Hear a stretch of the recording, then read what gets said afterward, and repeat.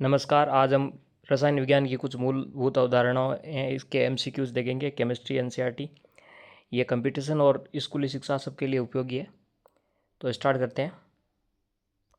पहला प्रश्न है, रसायन विज्ञान की वह शाखा है जो रिक्त स्थान का अध्ययन करती है। ए पदार्थ एवं उनके गुणधर्म, बी पौधे एवं वनस्पति, सी जीवित जीवों, या डी ऐतिहासिक घटनाओं। या इसमें आ जाएगा ना, ये किसका अध्ययन करती है। तो रसायन विज्ञान है वो विज्ञान की वह शाखा है किसका अध्ययन करती है, पदार्थ एवं उसके गुणधर्मों का अध्ययन करती है।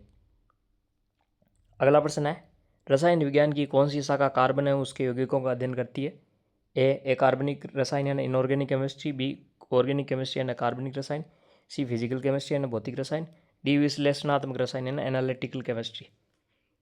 ठीक है, तो पीरियोडिक टेबल वगैरह कार्बनिक में जाती है। भौतिक रसायन के अंदर जो क्या कहते हैं वो फिजिक्स रिलेटेड होता है, उसका अप्लाइड होता है, केमिस्ट्री में हो जाता है, जैसे कि विद्युत रसायन है वो वगैरह। और जो कार्बन और उसके है वो तो कार्बनिक ऑर्गेनिक हो जाएगा। ठीक है ना, कार्बन का अध्ययन किया जाता है।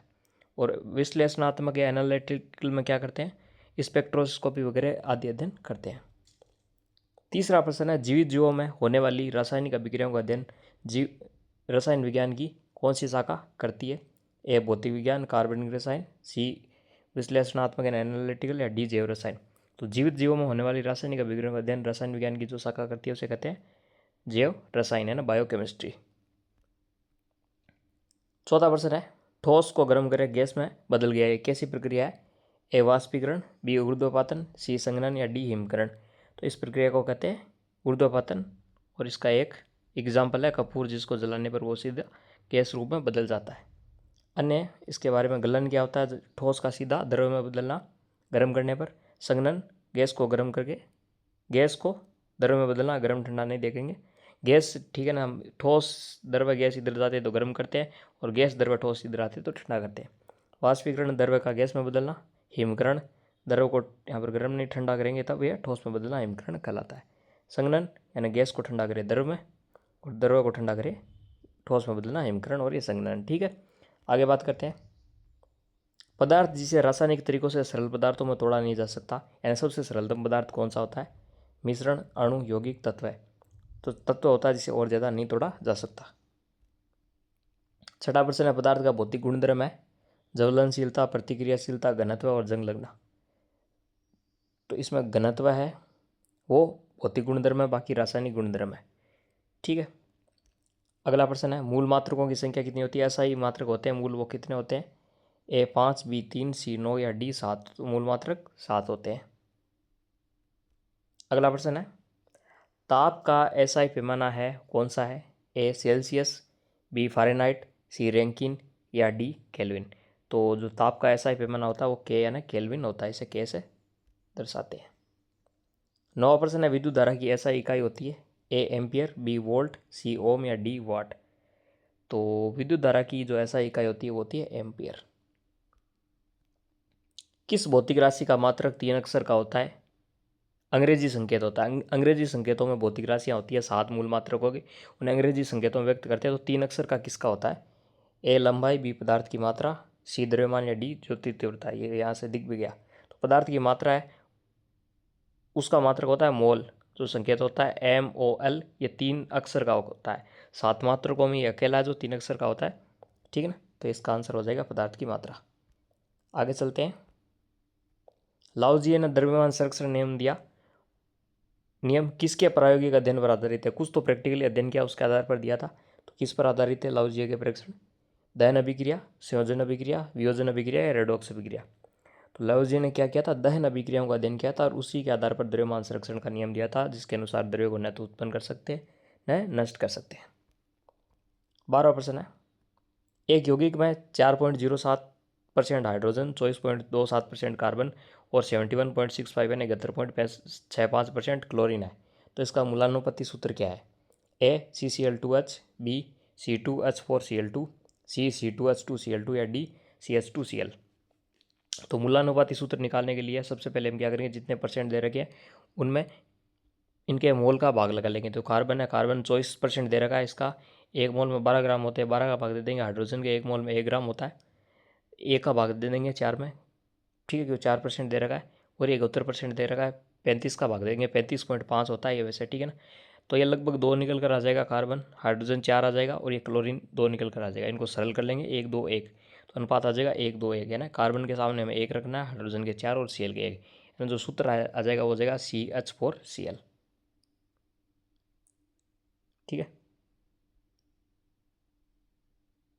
सॉरी, सी यहाँ पर अनुपात ही आ जाएगा, तो यहाँ पर आएगा CH2Cl, यहाँ पर H2 आ जाएगा क्योंकि 4 का 2 गया, 2 का 1 गया ना, सरल कर लिया CH2Cl, तो ये डी है, ये इसका राइट आंसर हो जाएगा, ठीक है। अगला प्रश्न है 0.02 H2SO4 के 100 ml विलयन में उपस्थित H2SO4 के अणुओं की संख्या कितनी है। और हमें पता है कि 1 मोल में होते हैं 6.022 × 10⁻23 परमाणु या अणु होते हैं।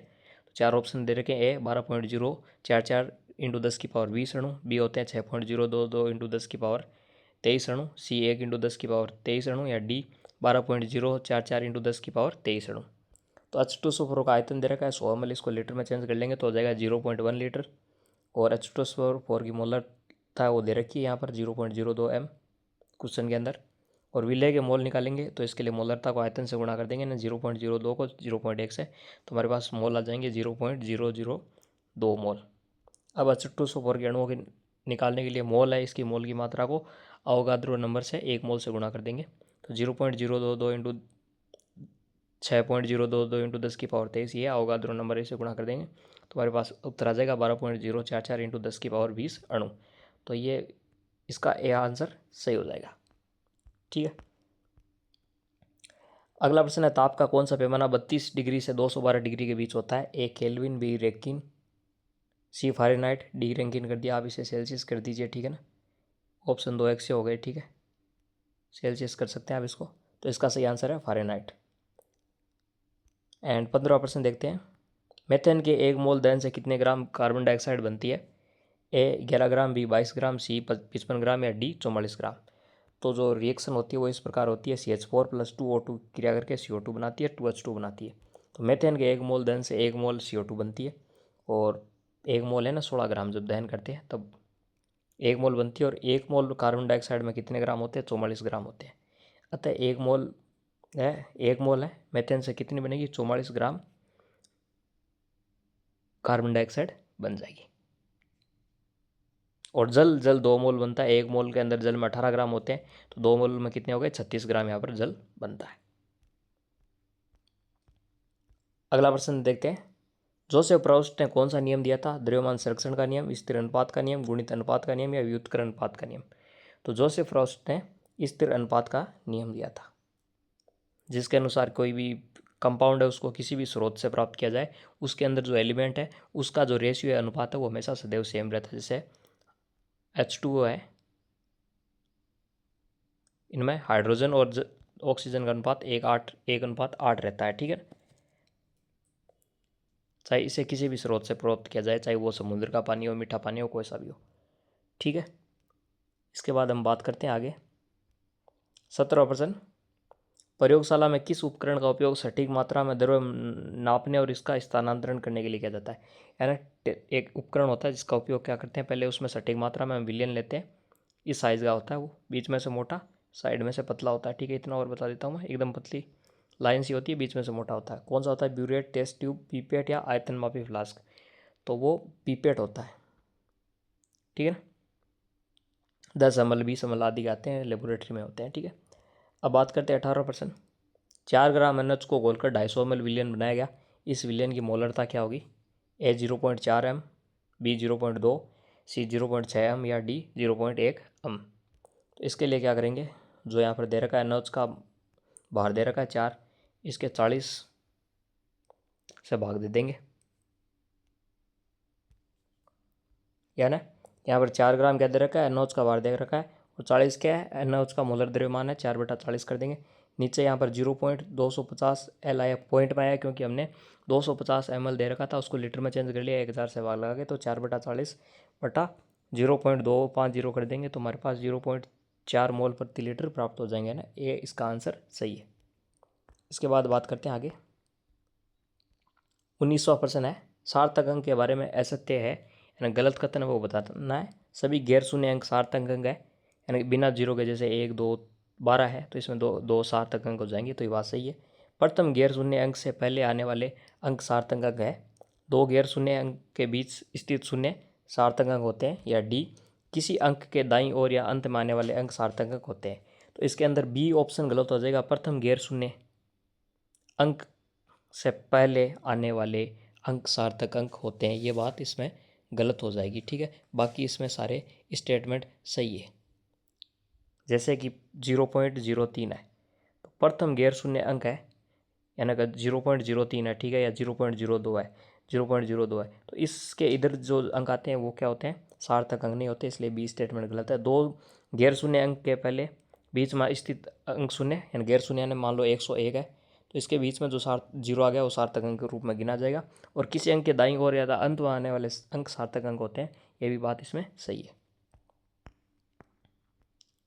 एंड अगला प्रश्न है, वैज्ञानिक संकेतन के बारे में गलत क्या है। n इंटू 10 की पावर n द्वारा व्यक्त करते हैं, n इंटू 10 की पावर कैपिटल N द्वारा व्यक्त करते हैं। n धनात्मक या ऋणात्मक हो सकता है। n बराबर 1.000 से लेकर 9.9999 के बीच की कोई संख्या होती है n। तो इसके अंदर आपको बताना है। तो इसके अंदर देखा जाए तो इसका आंसर बी है, वो गलत हो जाएगा। ठीक है, बी इसका गलत स्टेटमेंट है, बाकी सब सही है। तो इसी के साथ मिलते हैं। 20% हो गए अगले वीडियो में। वीडियो अच्छा लगे तो इसको लाइक कीजिए, शेयर कीजिए और चैनल को सब्सक्राइब कीजिए।